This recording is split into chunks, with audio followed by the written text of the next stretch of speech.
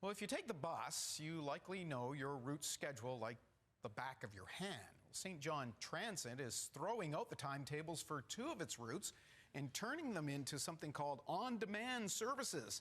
CTV's Nick Moore now on how it'll work and why the change is being made.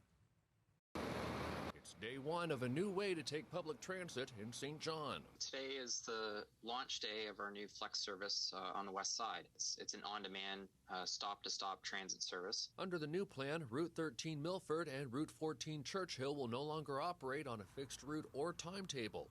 Instead, both will operate within a zone. Riders will dial the phone or use a web app to schedule when they want to be picked up. You can travel anywhere within that zone from one stop to another.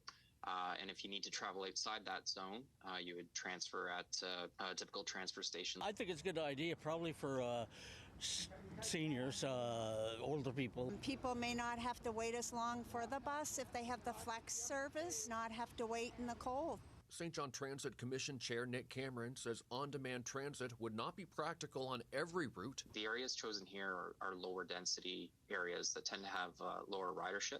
When you're running a 40-foot bus to pick up just a couple of people an hour, each paying $2.75 for a fare, it's not a lot of revenue to carry the service. And route hours are usually cut as a result. So then you see a decrease in ridership. But with on-demand, Cameron says the hours will grow. On the Milford route, for example, hours of operation used to be 11 a.m. to 5 p.m.